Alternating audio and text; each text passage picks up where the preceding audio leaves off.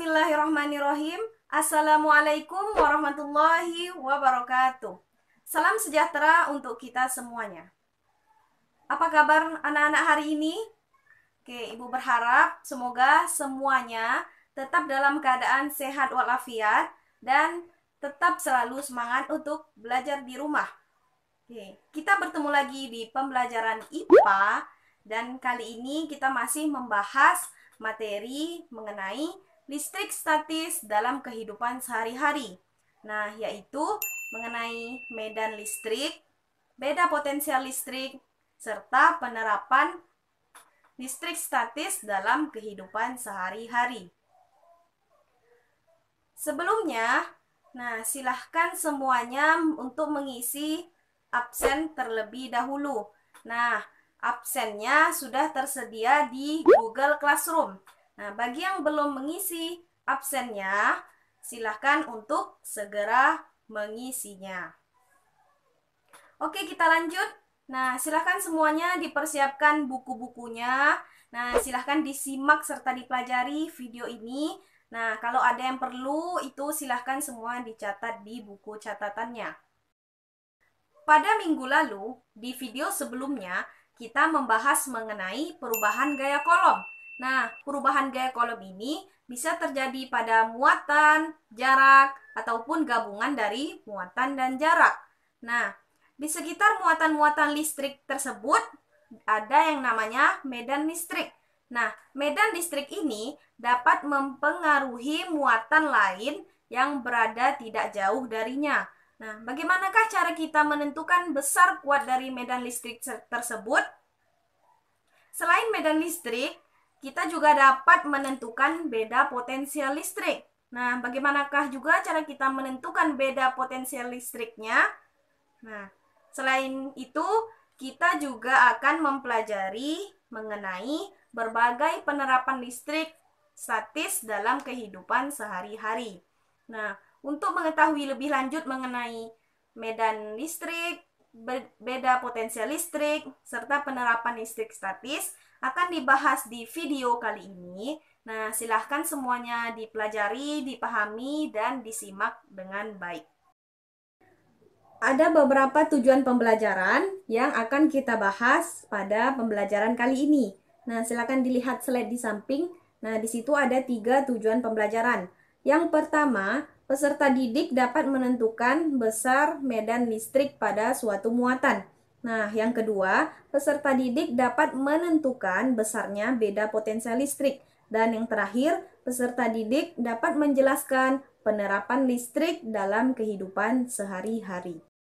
Oke, terlebih dahulu kita membahas mengenai elektroskop. Nah, adakah yang tahu apa itu elektroskop? Ya, elektroskop merupakan alat untuk mengetahui adanya muatan. Nah, bisa dilihat gambar di samping bahwa itu adalah gambar dari elektroskop. Nah, pada kondisi awalnya, kondisi elektroskop ini seperti ini. Nah, bagian kepalanya itu di dalamnya bermuatan positif dan negatif. Nah, bagian daun yang di bawahnya ini atau yang seperti cabangnya ini juga berisi muatan positif dan negatif. Nah, ketika didekatkan dengan benda yang bermuatan positif, nah ini contohnya, maka elektroskopnya akan menjadi seperti ini. Nah, bagian kepalanya ini semuanya akan dipenuhi oleh muatan negatif. Nah, karena apa? Karena yang mendekati itu muatan positif, sehingga yang kepalanya negatif. Maka akan bisa tercipta interaksi tarik-menarik. Nah, sedangkan kemanakah yang bagian yang muatan positifnya? Nah, yang muatan positif itu akan menuju ke daun-daun elektroskop. Nah, sehingga daun-daun elektroskopnya ini akan saling menjauh karena mempunyai muatan yang sejenis, yaitu sama-sama bermuatan positif. Medan listrik. Nah, medan listrik adalah daerah di sekitar muatan yang dapat menimbulkan gaya listrik terhadap muatan lain. Nah, ini adalah gambar dari medan listrik pada 2 muatan. Nah, ini juga sudah pernah juga kita bahas, kita singgung di pertemuan sebelum-sebelumnya. Nah, bahwa untuk benda yang bermuatan positif, itu gambarnya itu arah panahnya keluar. Nah, seperti gambar di samping. Nah, sedangkan untuk yang negatif, itu arah panahnya ke dalam. Nah, untuk gambar yang di sampingnya, itu adalah gambar gabungan dari muatan positif dan muatan negatif. Sehingga itu dapat terjadi interaksi tarik-menarik. Nah, panahnya itu saling mendekati. Makanya dia berinteraksi tarik-menarik. Rumus besar medan listrik. Nah, untuk mengetahui seberapa besar kuat medan listrik pada suatu muatan, kita dapat mencarinya dengan rumus seperti gambar di samping. Nah, E sama dengan F per Q. Nah, jadi E ini adalah medan listriknya yang bersatuan N per Q, dan F ini adalah gaya listrik bersatuan N, dan Q adalah muatan dengan satuan kolom.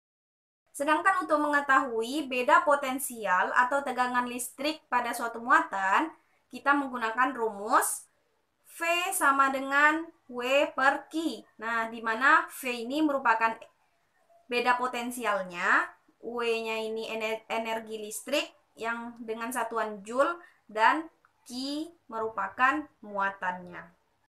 Oke, kita coba contoh soalnya.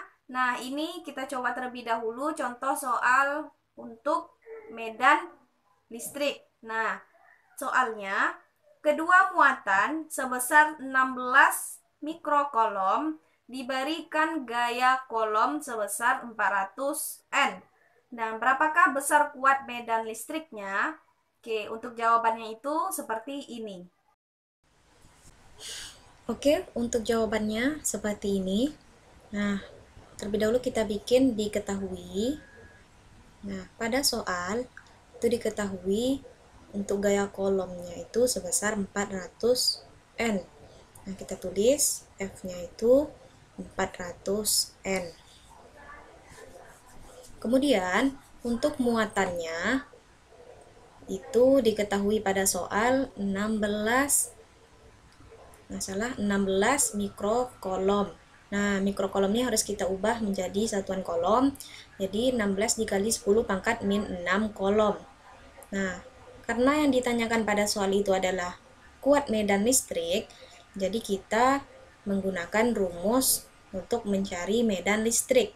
Nah, rumusnya itu E sama dengan F per Q. Nah, F itu 400 per 16 dikali 10 pangkat min 6. Kita sama-sama bagi 4. 400 bagi 4 100, dan 16 bagi 4 4.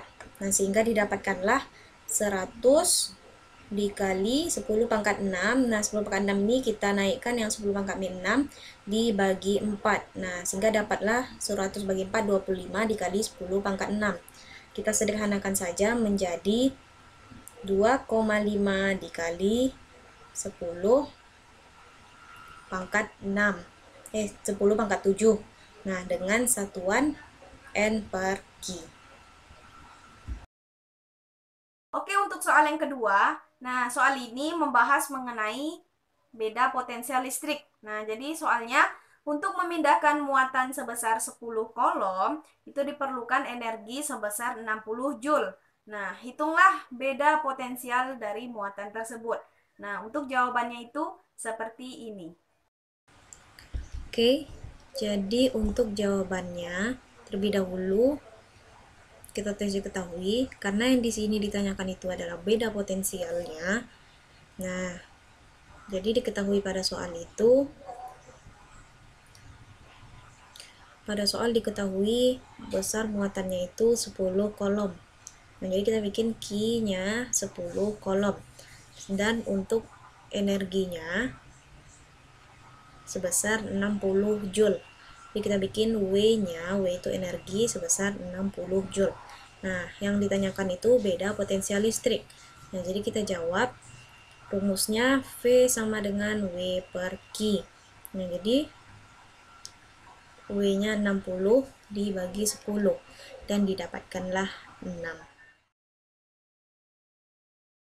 Penerapan listrik statis. Nah, ada berbagai banyak contoh penerapan listrik statis yang terjadi di kehidupan sehari-hari. Nah, di sini akan Ibu contohkan 3 contoh saja. Nah, untuk yang pertama itu kelistrikan pada sel saraf. Nah, untuk kelistrikan pada sel saraf ini biasanya terjadi ketika kita tidak sengaja menyenggol sesuatu dengan siku kita. Nah, maka seperti ada sengatan listrik. Nah, itu adalah contoh salah satu penerapan listrik statis untuk sel saraf. Nah, yang kedua, hewan-hewan penghasil listrik. Nah, ada banyak sekali hewan penghasil listrik di dunia ini. Nah, contohnya itu ya, bisa dilihat gambarnya. Nah, contohnya seperti lele listrik, belut listrik, ada ikan hiu listrik, kemudian ada ikan pari, ada ikan belalai gajah, dan ada hewan berduri atau seperti landak. Nah, untuk yang ketiga, itu ada penggunaan listrik statis dalam teknologi. Nah, contohnya itu seperti mesin fotokopi, mesin untuk mengecat mobil, dan seperti saluran untuk pembuangan asap pada pabrik. Nah, itu dia contoh penerapan listrik statis. Oke, sekian dulu pembelajaran kita pada hari ini. Nah, Ibu berharap semuanya dapat paham mengenai materi kita hari ini, yaitu mengenai medan listrik, beda potensial listrik, dan penerapan listrik statis dalam kehidupan sehari-hari. Nah, bagi yang belum mengerti, silahkan diulang-ulang lagi melihat videonya dan dicobakan contoh soalnya.